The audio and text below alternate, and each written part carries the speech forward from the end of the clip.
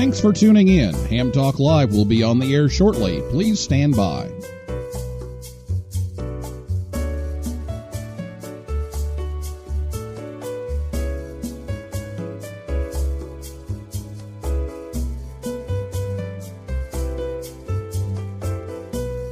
Thanks for tuning in. Ham Talk Live will be on the air shortly. Please stand by. This episode of Ham Talk Live is brought to you by Tower Electronics. For connectors, cables, and more, call 920-435-2973 or visit pl-259.com. And by ICOM. Heard it? Worked it? Logged it. Visit www.icomamerica.com/amateur for more information about ICOM radios. It's Ham Radio with Neil Rapp. Here we go. Welcome to Ham Talk Live. Call in, let's talk. Neil's your guy. Ham Talk Live. Here we go on Ham Talk Radio.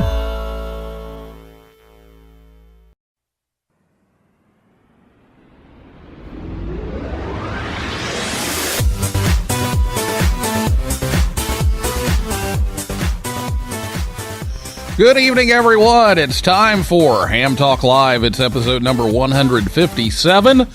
The youth contesting team at K3LR, better known as Team Exuberance, recorded live on Thursday, March 21st, 2019. I'm your host, Neil Rapp, WB9VPG. Thanks for tuning in to this episode of Ham Talk Live. Tonight we're joined by Marty Sullaway, NN1C, and Bryant Rascoll, KG5HVO, and we'll take your calls live in just a few minutes. Last week here on the show, Dan Henderson, N1ND, was here to talk about traveling abroad with ham radio, and if you missed the show, you can listen anytime over at hamtalklive.com or your favorite podcast app or YouTube, or you can catch the rebroadcast on WTWW 5.085 a.m. Saturday evenings at or about 6:30 p.m. Eastern Time.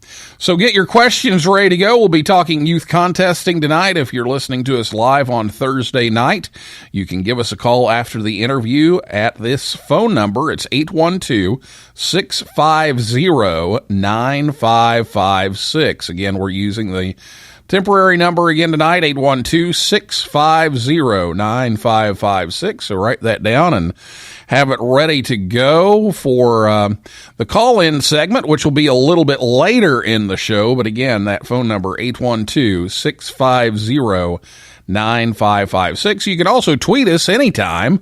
You can tweet us right now if you like. It's at Ham Talk Live on Twitter. And we may have to give some NCAA basketball tournament scores as we go. Okay, not really, but we'll see how that goes. So we'll come back and talk to Marty and Bryant for a while, and then we'll have the call-in segment right after this word from Tower Electronics right here on Ham Talk Live.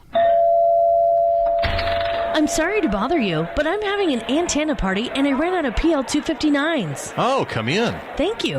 Would silver-plated PL259s from Tower Electronics be too good for your guests? Those will be fine, thank you.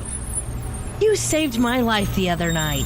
Oh, the PL259s from Tower Electronics? Yes, they were very successful at the antenna party. My antenna works like a charm. Then how can you ever thank me? I'll try to think of something. Don't be caught without PL259s. Visit Tower Electronics at a ham fest near you, or visit them online anytime at pl-259.com or call 920-435-2973. They have adapters, cables, antennas, soldering supplies, and meters too. 5 out of 4 people have trouble with fractions. Now, here's Neil Rapp with more Ham Talk Live.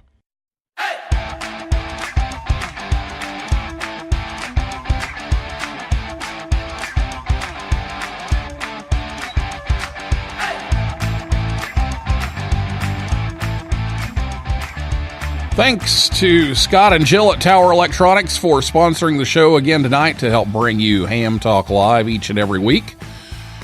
Coming up on March 30th on the Hamfest schedule, they'll be in Sevierville, Tennessee. April 6th, Belton, Texas. April 13th, they'll be at two locations, Mobile, Alabama, and Staunton, Wisconsin. Or visit pl-259.com anytime, and you can find everything you need with connectors, cables, and more at Tower Electronics.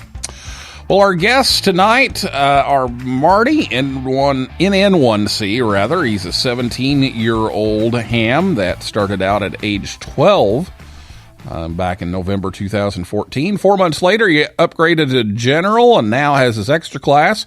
He enjoys tinkering, rag chewing, and contesting, builds antennas, and likes to get people on HF and mentor other new hams. And Marty's the current and founding president of the Eastern Mass Contesting Club, and the club's goal is to promote radio sport contesting among kids in Eastern Massachusetts. He's a past speaker at the Dayton Hamvention Youth Forum and often contributes to various ham radio podcasts, as well as co-hosting the Phasing Line podcast. And our other guest is Bryant Rascoll, KG5HVO. He's 15 years old now, and is the reigning winner of the Bill Pasternak WA6 ITF Memorial Amateur Radio Newsline Young Ham of the Year Award.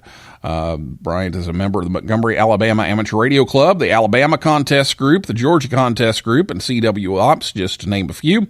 And he's a participant in the World Radio Sport Team Championships held last summer in Germany, and he was also a member of the 2017 Dave Coulter Youth DX adventure to Costa Rica. And both of these young hams are members of Team Exuberance. It's a youth contesting team that will participate in the upcoming CQ WorldWide WPX contest in just a couple of weeks. So, guys, welcome back.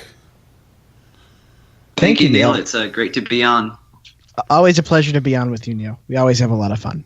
Yeah, we do. We have a lot of fun, and we're going to have some fun here tonight. And let's talk about this team that sounds like a whole lot of fun.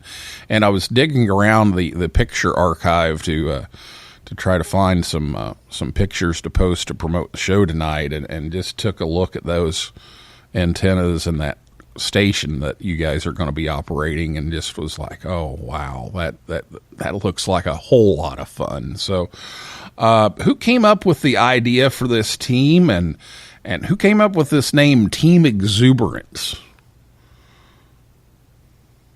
Well, I believe the idea started on the 2018 Youth DX adventure that went to Curacao, and that was with Violetta KM4 ATT, David VE7DZO, Mason KM4 SII, and Drew KC9ZJX.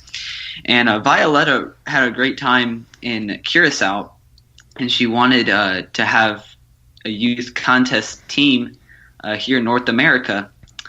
So she talked to Tim Duffy at K3LR about the opportunity to use his world-class station, and Mr. Duffy was very, very nice, and he gave her the green light to use his station, and she began looking for operators, and we have the team we currently have, and at 6 operators. Marty, do you have any comments? Yeah, sure. I mean, I think Bryant knows more about this than I do. Bryant's the real expert. I'm just here as the backup singer. I'm not sure if we're missing anything there. I was just going to say that we are really privileged to put together what I would define as a really superb team. And, whenever you're doing multi-operator contesting, the team is really important, right? Because you can have a terrific station like Tim Duffy's station, which is the biggest radio sport contest station in North America, with terrific ICOM radios, big tall towers stacked with OWA Yagi antennas.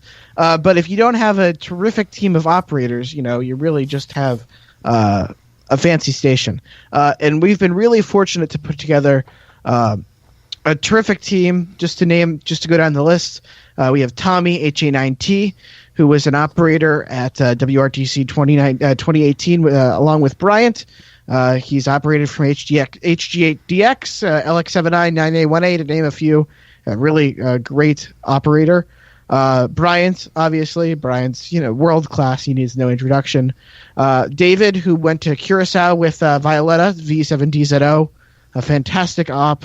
Levi, K6JO, who has made quite a name for himself operating from the ZF-1A superstation down in the Caymans, which is where Dan N6MJ has been operating ZF-1A and ZF-2MJ in recent years, making some amazing CW scores. So obviously Levi has great experience.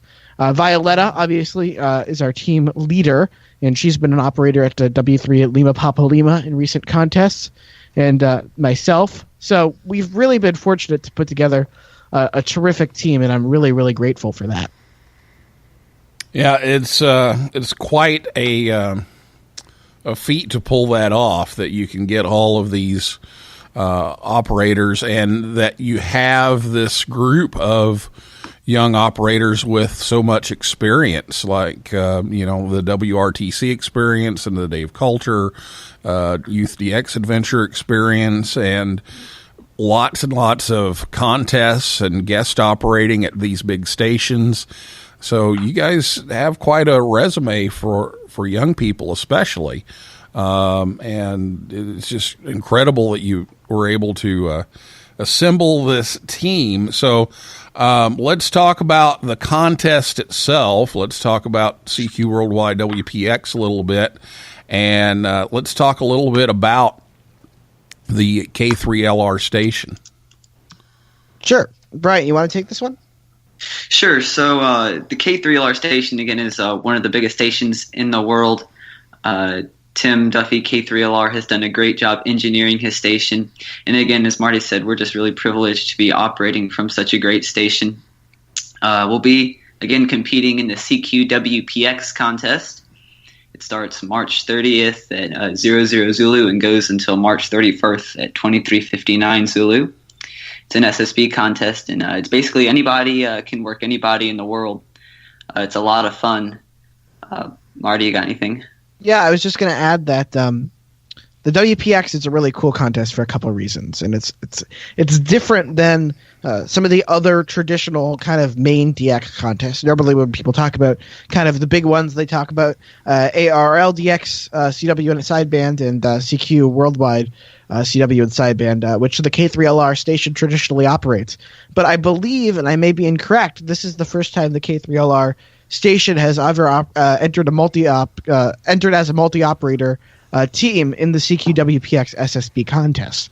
And what makes the WPX cool is, unlike other contests where you have a fixed exchange, a fixed information that you communicate when you work at other stations, the WPX does not. The exchange for each contact with another station, but the report that you exchange is your signal report and a signal report of the other station. Normally that's a 5 and 9. And the serial number. In other words, what number contact this is for you in this contest. So the first contact is number 1, and the second contact is number 2, and the third is number 3, and so on. And what makes this really cool is it means that you actually have to work to copy the exchange and really try as an operator, right? So there's lots of focus and getting the call sign correct, and also getting the exchange correct.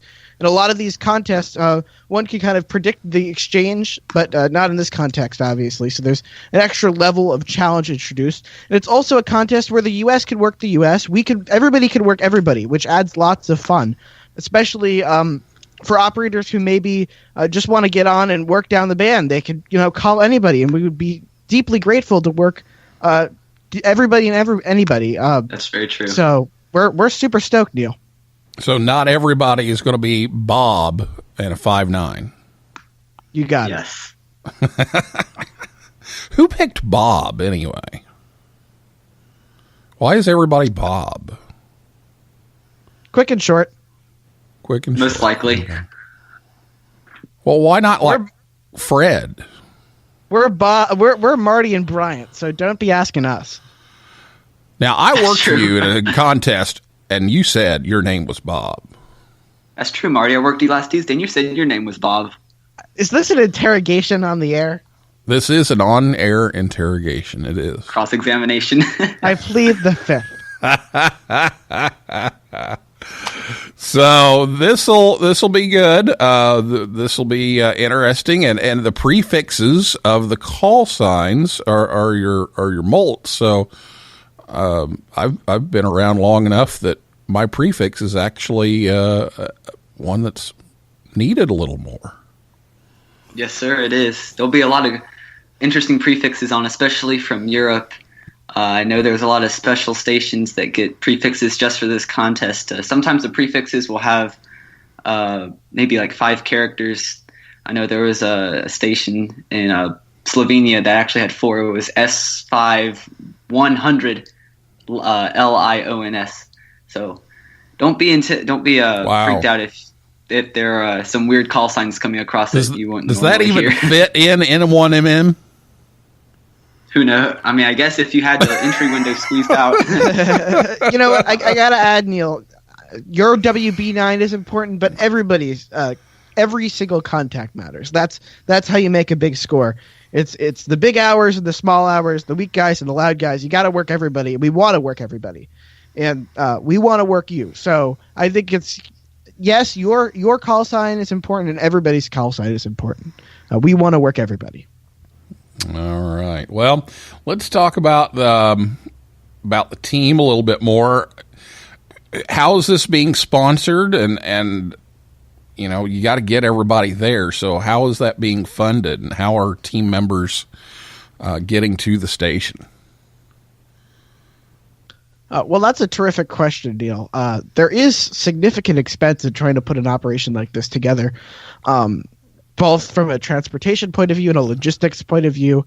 We have operators coming from 3 countries, 2 in North America and 1 in Europe, and people are flying in and staying in hotels. So there is significant expense to this, and as much as possible, we are trying to cover costs that we can, and we've been extremely, extremely grateful. We launched a GoFundMe this fall to cover the costs, and you can check that out if you're interested. It's teamexuberance.org is the website, teamexuberance.org. And we've successfully raised over $5,000 to make this project happen, so it's not a financial burden for the operators, because I don't know about others, but not a lot of youth have hundreds, if not over $1,000 around to fly themselves and possibly a family member or an adult guardian with them to West Middlesex, Pennsylvania. So we launched a GoFundMe, again, teamexuberance.org, and we're raising funds to make this happen. And we are extremely grateful for everybody who's supported us in doing that. Yes, thanks to all the individual donors, as well as a lot of the contesting clubs for all their generous support financially, but also just for giving us kind words of encouragement. Certainly. I think we would not be able to do this. We may be young operators, but that doesn't mean we haven't consulted not young operators. And without all of our Elmers and people advising us, there's a lot of things that go into planning a multi-operator contest entry like this one. I mean, I could go on for days, but just simple things like scheduling an operator schedule for the team and logistics and hotels and all those things take a lot of time and a lot of expertise. And we've been really fortunate to really have a great team of Elmers and mentors. I'd be remiss again without thanking Tim, K3LR, and Terry, Kate, M&J, who's worked tirelessly to make this happen. So it takes a village, Neil. It really does. And I'm proud to say that nearly all of the major DX and contest clubs in the U.S. have contributed to doing this, and we're extremely grateful for those donations. All right. Sounds like a fun time and some great experience, and I look forward to seeing how the score goes, too, because I think you guys can run the score up here a little bit, so we'll see how that turns out. Well, we're going to take a break here, and we'll come back with Marty and Bryant, and we'll give you a chance to ask your questions and give us a call here at 812-650-9556. And we'll be back right after this word from ICOM America right here on Ham Talk Live. Create your own band opening. ICOM's newest SDR transceiver, the IC9700, is coming soon. This new radio is bringing direct sampling to the UHF VHF weak signal world. The IC9700 all-mode transceiver is loaded with innovative features such as dedicated amateur satellite operation, color touchscreen, D-Star capability built in, RF direct sampling on the 2-meter and 70-centimeter bands, dual independent receivers capable of full duplex operation, as well as dual watch, and maximum output power of 100 watts on 2 meters, 75 watts on 70 centimeters, and 10 watts on 1.2 gigahertz. Visit www.icomamerica.com/amateur for more information on ICOM radios. Nominations are now open for the Amateur Radio Newsline Bill Pasternak WA6ITF Young Ham of the Year Award. I'm Don Wilbanks, AE5DW. Since 1986, we've had the honor of celebrating the accomplishments of youth in ham radio, and we want to know about your exceptional young ham. You'll find the rules and a nominating form by clicking the YHOTY tab on arnewsline.org. Fill it out, send it in, and we'll see you and an amazing young ham at the Huntsville, Alabama Ham Fest in August. Thanks, and 73 from Amateur Radio Newsline. Running barefoot is for the beach. We're cranking 1.5 trillion nanowatts right here on Ham Talk Live.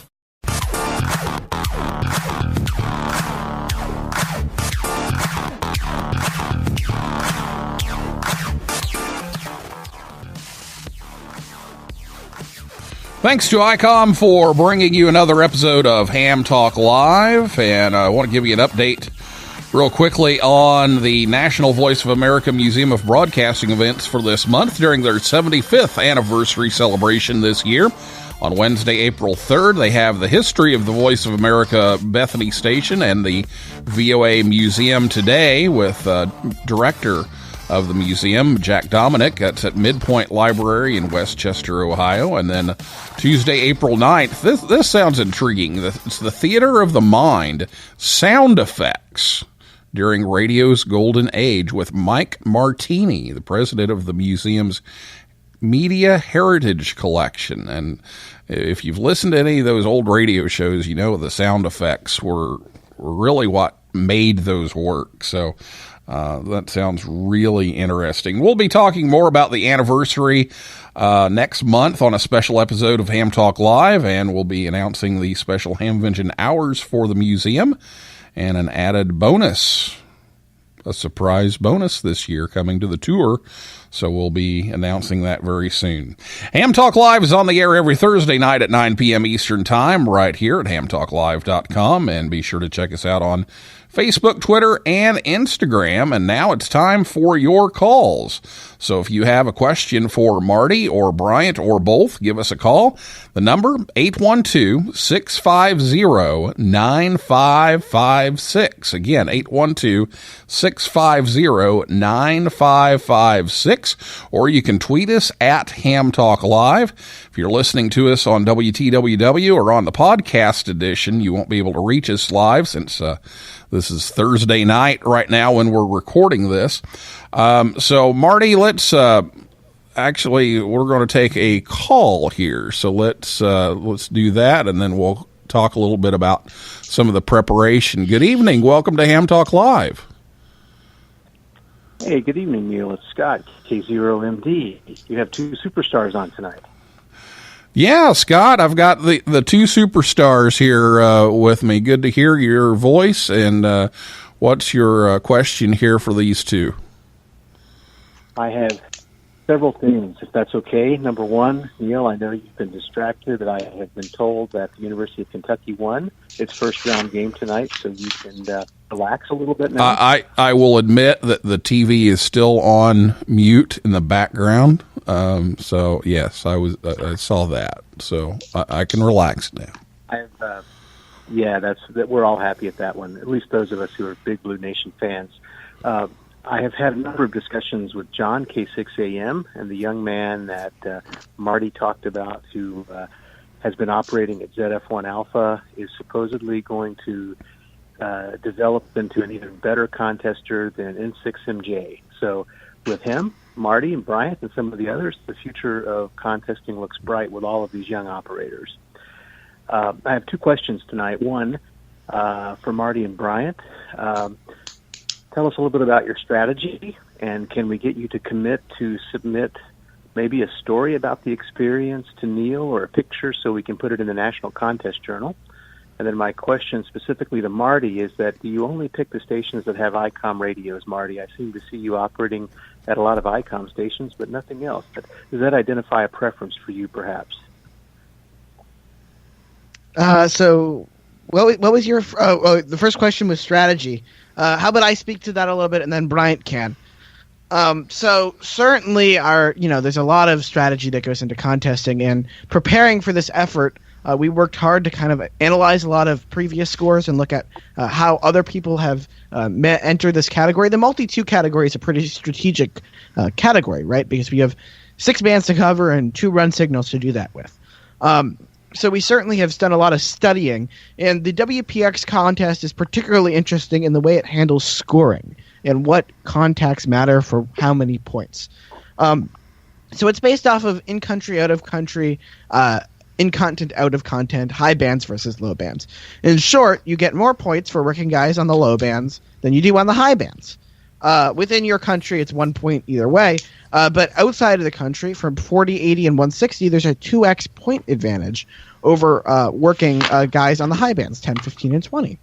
So we've spent a lot of time analyzing how we can make sure we get we can optimize our 6-point queues, our 6-point contacts on 40, 80, and 160, and also our contacts during the day on 40 and 15 when there aren't terrific contact rates to make. And certainly making sure that we don't miss openings and looking at where we think there will be rate, where we can find it, what to look out for. And really just being aware, right? Because contesting is what's next? What opening do I have to be looking for? What's going to happen? What do we think? Let's look at conditions. One of the great training tools for the CQ WPX contest is actually, believe it or not, the ARRLDX contest, which is a 28-day cycle before, roughly 28 days before CQ WPX SSP. So it's a great way to judge what conditions might be like for WPX SSB. And we also had the ability to look at, while not a complete story, how the K3LR station performed during WPX SSB, where I can proudly say that it looks like they won the category from the U.S., which is a terrific feat, and they've done that many years in a row, and that's just a great testament to the station and its operators. But certainly, we've thought long and hard about what we expect, what we don't expect, what we hope to do, how we hope to do it. And then, as the contest goes on, we will adapt our strategy based on what we hear in the headphones, because one can be as theoretical as one wants, but in the heat of the battle, it's important to adapt to the conditions. Yes, I agree with Marty that you just never know what propagation will be like, and that's one interesting facet of contesting that always keeps the operator on his or her toes. Again, for our strategy, I believe that we're going to make a big strive on running the 6-point contacts on the low bands, mainly from the European amateur radio communities. Now, that doesn't mean that U.S. stations aren't important. U.S. stations, we need you a lot. We really need the high rates in the prefixes that the U.S. stations contain.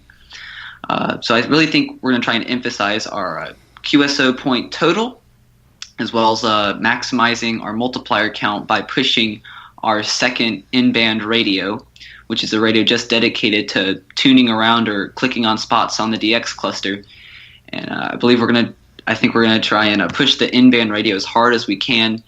But also, if propagation is just slow at sometimes, maybe during the middle of the night, then we may try and do quick band changes using the second radios to maybe get just a few more contacts. Marty did a really cool math formula about pushing the second in-band radio on other bands just to grab a few contacts. And we're really hoping, again, that conditions are good, but we know that this is going to be a great experience regardless.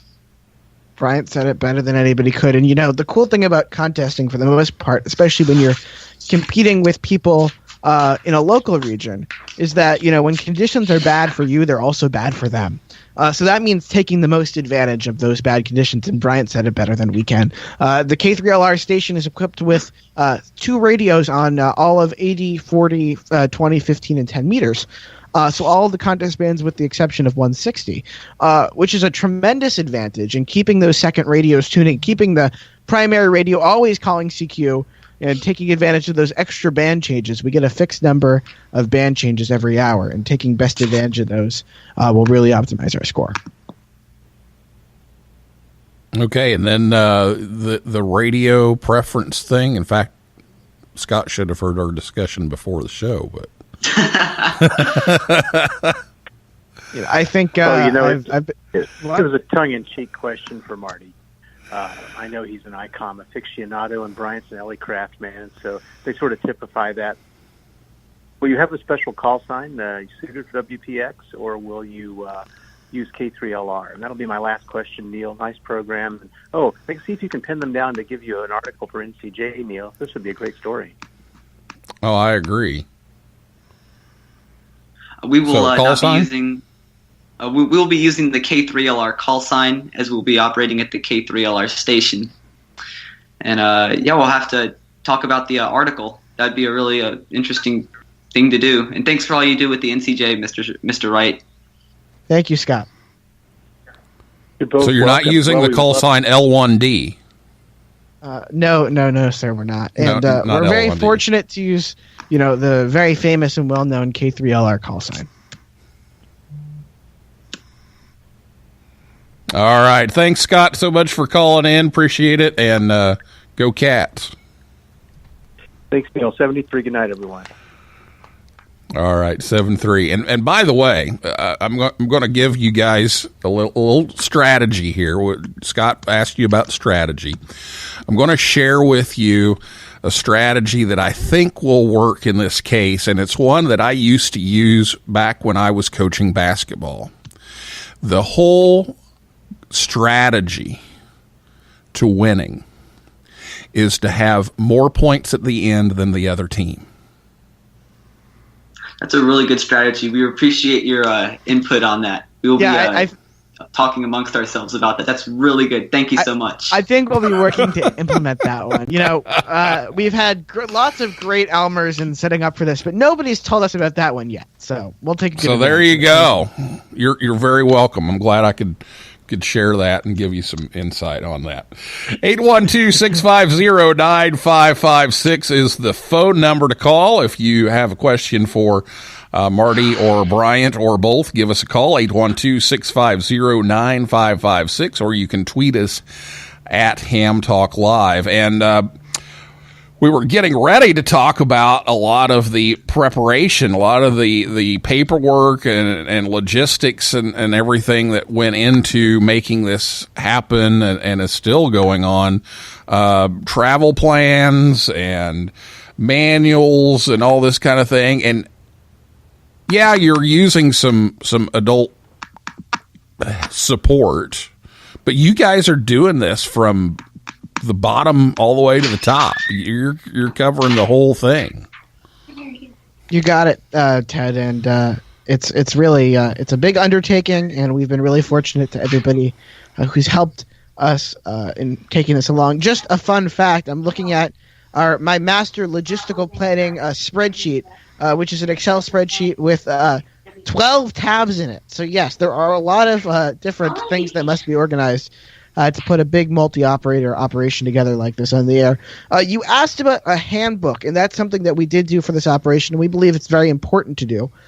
We created a handbook with everything such as band expectations, what conditions we expect in what band, how the station works, how the software works, how the antenna switching works, how the rotators at K3LR, which has over 26 rotators, really just a huge station. There's a lot of technical skills we have to learn, and we put that in a big manual with the radios and the amplifiers and things like that. And we sent that out to the team, and the team was able to read that to kind of get a little bit of familiarity. Because one thing that a lot of multi-operator teams have as an advantage is familiarity with the station and familiarity with each other. I may be incorrect, but I believe that none of the operators have operated together before. So we are all being thrown together and then quickly operating a contest. So lots of pre-planning and pre-coordination and pre-strategy. And conference call, we had one in preparation. Things like that really make sure that things go as well as they possibly can. And even booking flights and yep, the whole you got bit. it. Flights, hotels, all those things have to be taken care of in order for an operation like this to come together. And we've been able to do that. So that's been, a lot of work, but it's very important that we get those logistics taken care of so we can focus on the contest. And the teacher in me is going to say, this is valuable life experience stuff. Because, these are things that are life skills, and you're not going to get this in a normal classroom. And these are things that you're getting as a matter of planning for this opportunity. Well, Neil and Bryant can add on, but we're certainly very fortunate to be able to take part in this. And it's a great privilege and a great honor. And, I've definitely learned a bunch of skills along the way. And I'm sure you'll learn a lot about contesting and ham radio, but the life skills too. So it's a great thing. Well, let's talk a little bit about the exchange a little bit more, and for people, and let's see if we can get you some more contacts. Maybe some people that are listening aren't contesters or serious contesters, and they want to get on the air and just work a couple of stations, maybe work some of the YARC team and a few here and there. Just explain to them exactly how they would go about doing the exchange and working you and making sure that you get credit for the contact. Well, again, the way it works is the exchange is the signal report, generally a 5-9, as that's been tradition for contesting for a good number of years now, and a serial number. And what a serial number basically is, it's how many contacts you've made in a contest. So if I were to work you, Neil, in a contest, and you'd be my first contact, I would say you're 5-9, number 001. And then if I worked Marty, I would give him number 2. And then the number would keep climbing every time I talked to somebody, basically. And you do not have to submit a log for this contest, although it is appreciated by the contest sponsor, CQ WorldWide. It's a really fun contest. There should be no stress, whatever. Marty, do you have anything? No, we look forward to working you. Hopefully we should have a very loud presence on the band and a frequent presence on the band. So if you hear us, no matter how fast or slow we're going, we want to talk to you. We want to get you in our logs, and that's the special part about radio sport contesting, is getting to talk to all of our friends and all of our fellow radio hams over HF radio. And it's really exciting every time. If we knew who was going to call in, it wouldn't be nearly as fun. So turn on that radio and work us, and then stay on and work all the other guys, because radio contesting is more fun when more people do it. Sure. All right. 812-650-9556 is the phone number if you'd like to call in. Now's the time to do that. So we're going to finish things up here in just a few minutes. So give us a call, 812-650-9556. Or you can tweet us at Ham Talk Live, or you can, if you're on Spreaker, you can even get into the chat. Jill, KD8QGA, is in the house tonight and says, good to hear you, Marty. And I'm not even going to try to pronounce everything else she said here, but I didn't get it. So let's see here. Let's see what else we have on the screen. All right. So I think we're caught up here. So 812-650-9556 is the number.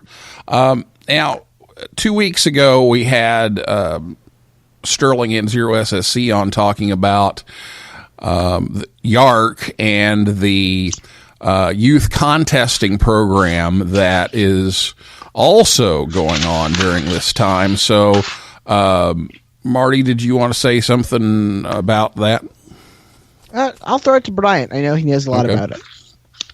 Yes, well, we really hope that this initiative through Team Exuberance and the YARC contesting program, I'll give you the website. It's YARC, YARC.world. Again, that's YARC, YARC.world. And we're really excited about these two initiatives going on in North America, and we hope to keep the momentum going. We want to encourage large station owners to possibly consider opening up their stations to some youth, and as well as to other young contesters that are eager to learn from others, to not be afraid to go and approach these larger station owners, and just have an open mind and the yearn to learn. So again, we're really hoping that this momentum continues here in North America. Europe has a really steady program going with their Youngsters on the Air Young Contesting program. So again, we're hoping that this initiative keeps going in North America. Exactly. We hope this is just the start of something a lot bigger. And I know both myself and Bryant are really dedicated to making that happen.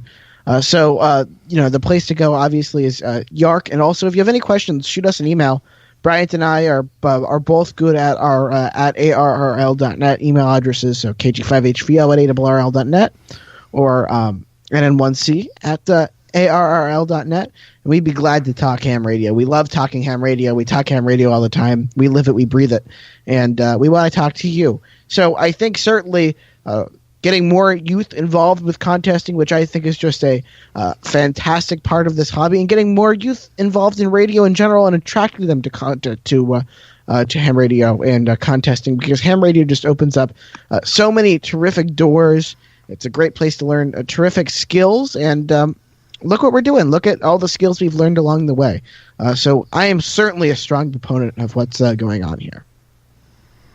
All right. You couldn't have said it any better. The experiences that you get from this are just unbelievable. And I had a chance to hear some speakers here in the last week or two, and all of them were talking about all these things that would happen as youngsters, but only because of ham radio, and it's just a magnificent way to learn a lot of these life skills, as well as radio skills and science and all kinds of things. So I'm hoping that this really takes off. I know I'm going to be over at WC8VOA for a little bit during this contest, so hopefully I can work you from there, and they're going to be one of the host stations for a youngster or two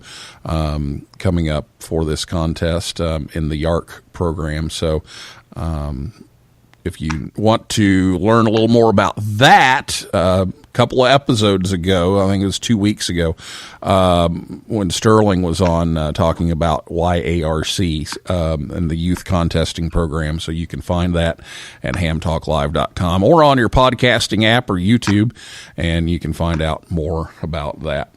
Okay, well, we're just about out of time here, so let me check the tweets here just one last time, and then we'll just take some final comments and we'll wrap things up. So, Marty, go ahead. Well, we're deeply excited to do this. We're deeply fortunate that we're able to make this happen. If you have any questions, again, shoot us an email. We're both good at arrl.net. And we hope to work you on the air from K3 Lima Radio.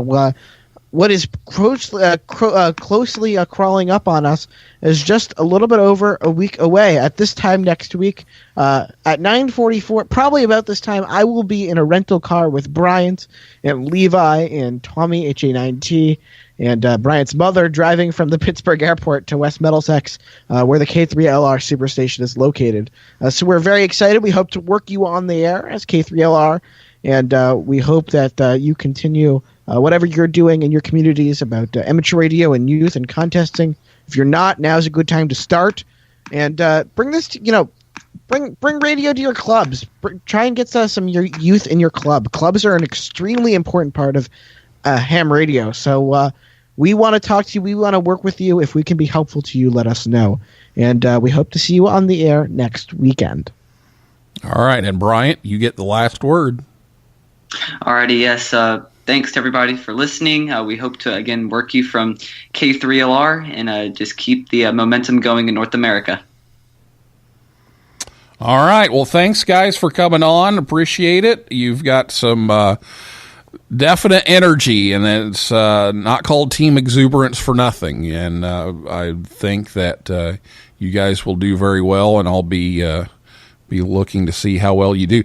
One question. Are you going to run any of the live contest scoring to where we could watch your progress? I don't believe so, but don't hold me to it. Certainly we'll be on 3830 kilohertz at the end of the contest and announce our score there. Okay, very good. Well, we'll keep an eye on that, and good luck to you all. And as I say at school, even though luck has nothing to do with it, it's skill. So good luck and have a great time. Thank you. Thank you, Neil. All right, that is a wrap for this week's edition of Ham Talk Live. Thanks to my guests, Marty Sullaway, NN1C, and Bryant Rascoll, KG5HVO, and everybody out there in cyberspace for listening and calling in and writing in, and invite you back next Thursday night at 9 p.m. Eastern Time when Corey Shields, KB9JHU, will be here to talk about the new SatNogs dashboard. And for a list of all of our upcoming guests, just go over to hamtalklive.com. And if you like Ham Talk Live, please consider leaving us a review on iTunes. That helps others find us faster. So for now, this is Neil Rapp, WB9VPG, saying 7375, and may the good DX be yours.